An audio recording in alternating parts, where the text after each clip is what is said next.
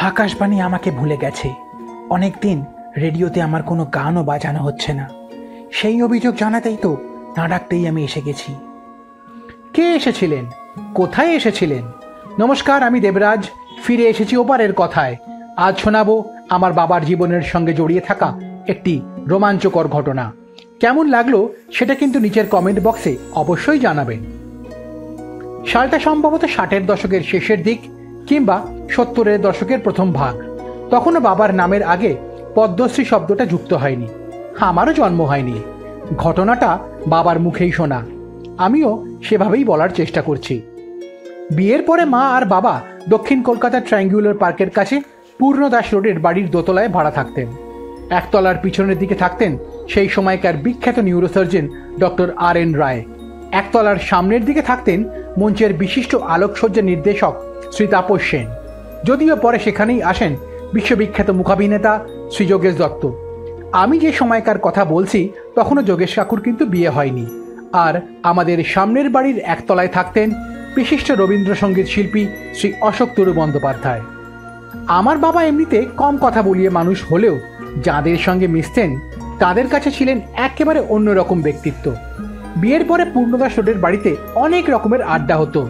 সেখানে থাকতেন বহু বিশিষ্ট মানুষজন, যার মধ্যে অন্যতম বাবার ঘনিষ্ঠ বন্ধু তথা মহানায়ক উত্তম কুমারের ভাই শ্রী তরুণ কুমার। আর থাকতেন অশোক তরু জেঠু আর যোগেশ কাকু। এছাড়াও আসতেন কবি শক্তি চট্টোপাধ্যায়, বাবার অত্যন্ত প্রিয় বন্ধু। এছাড়াও আসতেন অভিনেতা বিকাশ রায়, কবি শান্তনু দাস, সঙ্গীত শিল্পী চিত্তপ্রিয় মুখোপাধ্যায় সহ আরও বিশিষ্টজন। আড্ডার অনেক রকম পর্ব ছিল, তার মধ্যে একটা বিশেষ পর্ব ছিল প্ল্যানচেট। বাবার মুখে শোনা যে এই প্ল্যানচেট নামক বিষয়টির মূল উদ্যোক্তা ছিল যোগেশ কাকু, কারণ তার পিছনেও একটা উদ্দেশ্য ছিল, নিজের পাত্রীর সন্ধান। বিষয়টা বোঝা গেল না তো? পরে বলছি। বাবার যেদিন অফ ডে থাকতো মূলত তার আগের দিনটাই ধার্য থাকতো প্ল্যানচেট করার জন্য। অবশ্যই যদি আবার ওই দিন বাবার মর্নিং ডিউটি থাকতো তবেই। আর প্ল্যানচেট মানেই সেখানে বাবার সঙ্গে অংশ নিত অশোক তরু জেঠু, বুড়ো কাকু মানে তরুণ কুমার, আমার মা, কখনো সখনো, আর কবি শান্তনু দাস। এছাড়া যোগেশ কাকু তো থাকতোই। প্ল্যানচেটে মূলত চেষ্টা করা হতো বিশিষ্ট মানুষদের আত্মাকে আমন্ত্রণ জানানো। যখন কেউ এলেন, যাকে আমন্ত্রণ জানানো হয়েছিল তিনি এসেছেন কিনা সেটা যাচাই করতেন অশোক তরু জেঠু নানাভাবে প্রশ্ন করে। এমনকি সকলের ডাকে যিনি আসতেন তাকেও প্রশ্ন করতেন অশোক তরু জেঠুই। বাবার মুখে শোনা যে নিজের সঙ্গীতের প্রতি যেমন তার নিষ্ঠা ছিল, এই কাজটাও ঠিক সেভাবেই করতেন তিনি। তবে অভিনয় জগতের কাউকে কল করা হলে তার আইডেন্টিটি ক্রস চেক করার জন্য দায়িত্ব ছিল বুড়ো কাকুর। যদি যাকে ডাকা হলো তিনি এলেন না, তখন তাকে সুন্দরভাবে বিদায় জানানোও হতো। সেই রকমই একটি ঘটনার কথা আজ বলবো। সেই রাতে বাবাদের পরিকল্পনা ছিল দাদা ঠাকুরের আত্মাকে আহ্বান জানানো। দাদা ঠাকুর মানে শরৎ পণ্ডিত। কেন তাকে ডাকা হয়েছিল সেটা অবশ্য আমার জানা নেই। যাই হোক, ঘটনায় ফিরে আসছি। অন্ধকার ঘরে চোখ বন্ধ করে চলছে প্ল্যানচেট পর্ব। অনেকক্ষণ পরে সকলেই বুঝতে পারলেন যে কেউ একজন এসেছেন। তাকে অশোক তরু জেঠু প্রশ্ন করেন, আমাদের মধ্যে কে এসেছেন যদি বলেন একটু? কোনো উত্তর নেই।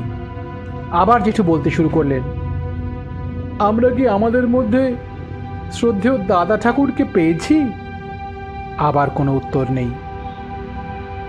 এবার বুড়ো কাকু বললেন, আমাদের মধ্যে এখন কে আছেন যদি বলেন তাহলে আমরা আমাদের কর্মপ্রক্রিয়া একটু এগিয়ে নিয়ে যেতে পারি।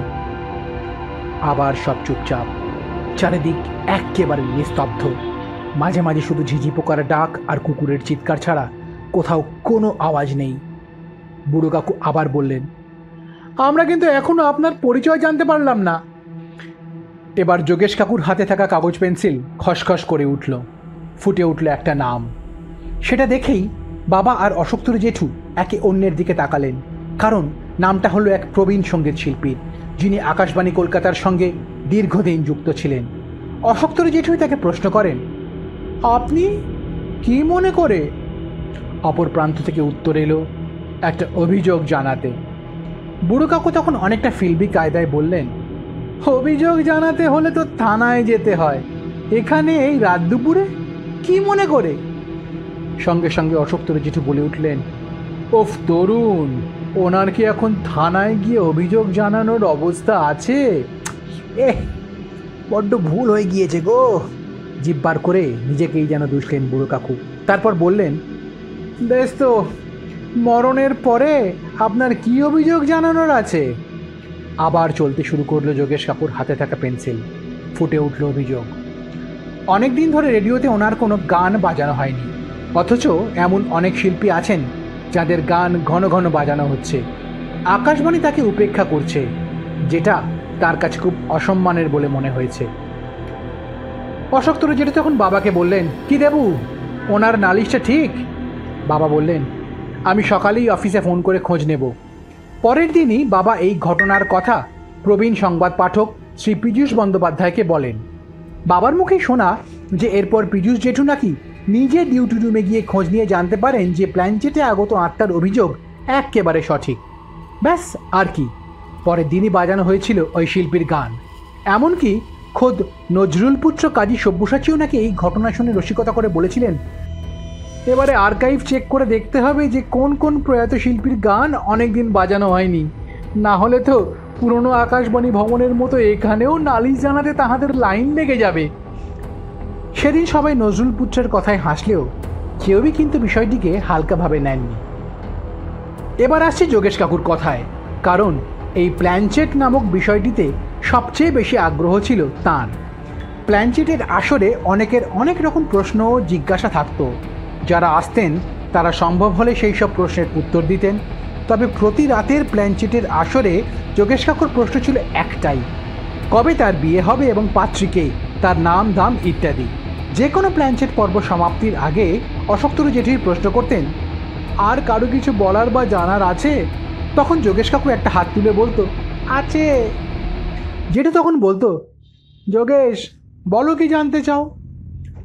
প্রথম প্রথম এরকম হলেও পরে অবশ্য সবাই জেনে গিয়েছিল যে প্ল্যানচেট পর্বের একদম অন্তিম লগ্নে যোগেশ কাকুর একটা প্রশ্ন থাকতো, এবং সেটা কি। তাই অশোক তরু জেঠু বলার পরই জেগে উঠতেন যোগেশ কাকু। তিনি তখন প্রশ্ন করতেন, আচ্ছা আমার কি বিয়ে হবে? উত্তরে অধিকাংশ অতিথিই বলতেন হবে। এরপর যোগেশ কাকুর পরবর্তী প্রশ্ন থাকতো, কার সঙ্গে হবে? বাবার মুখে শোনা যে অনেক আত্মাই একেবারে নাম ধাম গোত্র বলে দিতেন, এমনকি পাত্রীর বাড়ির ঠিকানাও বাতলে দিতেন অনেকেই। আপনারা বিশ্বাস করুন বা নাই করুন, পরবর্তীতে সেই পাত্রীর সঙ্গেই এবং তাদের বলে দেওয়া তারিখেই কিন্তু 4 হাত এক হয়েছিল যোগেশ কাকুর। আজ আপনাদের আমি যে ঘটনার কথা শেয়ার করলাম সেগুলি গল্প হলেও একেবারে সত্যি। আপনারা তাহলে বলতেই পারেন যে প্ল্যানচেট করলে কি কেউ কারো ভবিষ্যৎ জানতে পারে? আমার কাছে কিন্তু এই প্রশ্নের কোনো উত্তর নেই। তবু যা বললাম, একসময় এরকমই হতো আমাদের 68/4 বি পূর্ণদাস রোডের বাড়িতে, যার প্রত্যক্ষ সাক্ষী ছিলেন আমার বাবা সহ তরুণ কুমার, যোগেশ দত্ত এবং অশোক তরু বন্দ্যোপাধ্যায়ের মতো বিশিষ্ট মানুষজন। আমি দেবরাজ আপনাদের সকলকে ধন্যবাদ জানিয়ে শেষ করছি ওপারের কথার আজকের এই এপিসোড। দেখতে থাকুন, শুনতে থাকুন ওপারের কথা। করুন লাইক, শেয়ার অ্যান্ড সাবস্ক্রাইব।